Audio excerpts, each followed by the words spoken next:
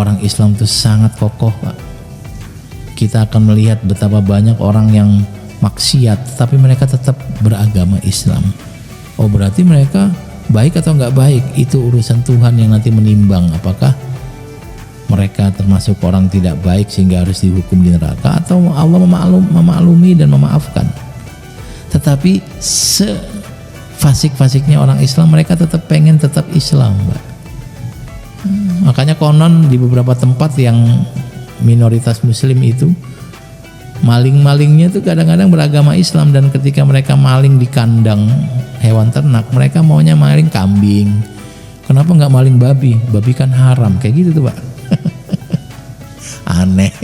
Maling itu haram, maling apapun haram kok, maling babi nggak mau, babi kan haram, Pak, kayak gitu. Ya kadang-kadang segitu-gitunya kita sholat malas, ngelihat orang sholat malas makan babi nggak mau, Pak. Padahal konon katanya babi panggang enak, konon katanya. Bagi teman-teman yang pernah ke Bali lalu merasakan babi panggang di beberapa warung legendarisnya itu, enak katanya.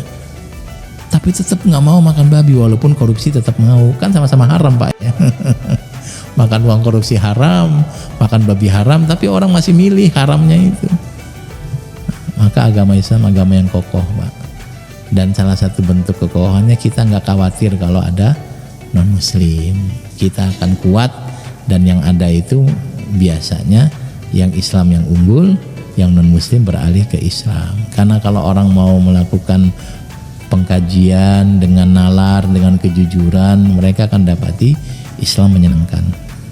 Ya, yang ngomong orang Islam iyalah, yang ngomong saya Muslim. Tapi kan saya juga berusaha objektif, Pak. Berusaha objektif. Saya mengkaji beberapa kitab suci agama lain, Kristen yang paling sering ya, sama mungkin beberapa agama Hindu misalnya. Dan ternyata memang ajaran mereka tuh udahlah, mendingan sekuler gitu kira-kira. Daripada pusing, sekuler aja. Kalau kita enggak. Dari zaman Nabi berdakwah sampai sekarang, kita tetap jadi orang yang beragama dan orang yang bernegara, masih kompatibel. Kita bisa jadi polisi tapi Muslim bisa. Kita jadi saintis dan Muslim bisa. Kita jadi pejabat dan Muslim bisa. Kalau yang lain menjadi saintis dan beragama Kristen susah. Karena ajaran agamanya bertentangan dengan sains, pilihannya kan dilematis. Saya tahu sains ini benar, agama benar, maka pilihannya gimana ini? Pasti salah satunya salah. Kalau kita sains berasal dari Allah, agama dari Allah, dan tidak kontradiktif. Jadi agama Islam kuat, Pak.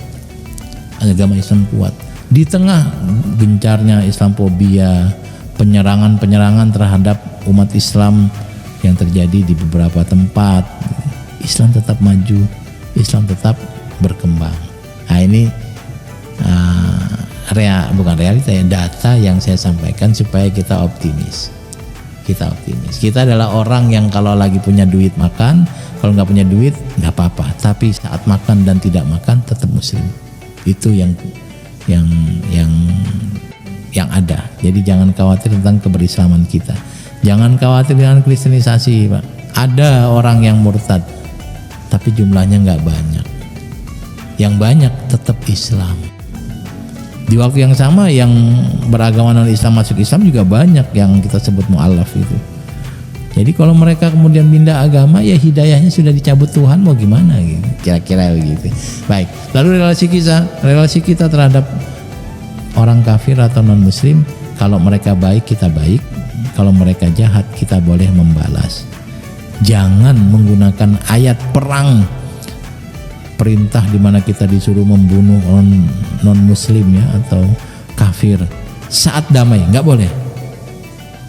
Ayat perang digunakan saat perang, tapi di waktu yang sama saat perang jangan menggunakan ayat-ayat tentang toleransi. Kita lagi diserang, toleransi nggak boleh.